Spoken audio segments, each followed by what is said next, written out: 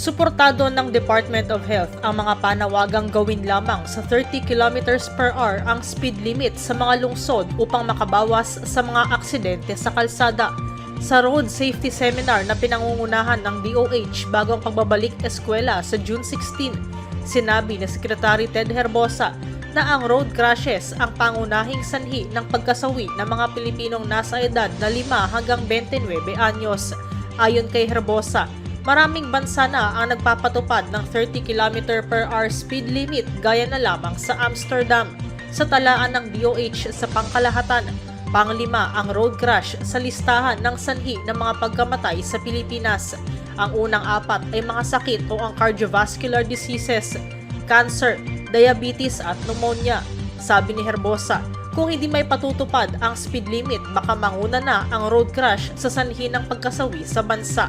Batay sa Philippine Statistics Authority, kabuuang 13,101 na katao ang nasawi sa mga road crash noong 2023 at nasa 32 katao ang namamatay kada araw kung saan 5 sa mga ito ay mga bata.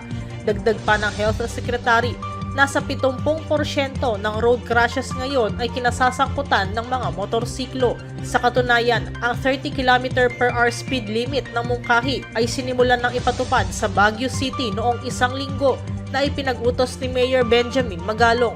Sa Ordinance No. 18 sa Baguio City, nakasaad na 20 km per hour lang ang speed limit sa Central Business District ng lungsod, habang 30 km per hour lang ang speed limit sa inner roads. Dahil dito, sinabi ni Magalong na bibili ang lungsod ng mga speed monitoring device, speed guns, maging ang mga radar sensors upang ma-detect ang bilis ng mga sasakyan sa Baguio City. Sa pag-aaral naman ng mga researcher na sina George Yanis at Eva Michelle Araki nitong Pebrero lamang, may scientific evidence na higit 40% buhay ang nailigtas sa implementasyon ng 30 km speed limit sa mga lungsod. Nadiskubre rin nila sa kanilang pag-aaral na speeding ang nangungunang dahilan ng road crash sa buong mundo, lalo na sa mga syudad. Sa talaan ng World Health Organization, higit 1 milyon ang nasasawi habang higit 50 milyon ang nagtatamo ng injuries sa mundo dahil lamang sa road crashes.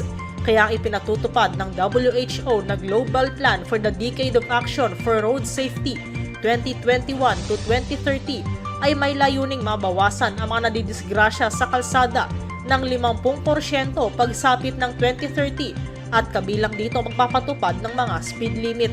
Sa kabuuan, nanawagan din ng DOH na dapat reviewin ang mga kasalukuyang batas patungkol sa trapiko dahil marami pa ring namamatay dahil sa road crash sa kabila ng mga ipinatutupad na polisiya sa paggamit ng helmet, mga seatbelt at car seats para sa mga bata.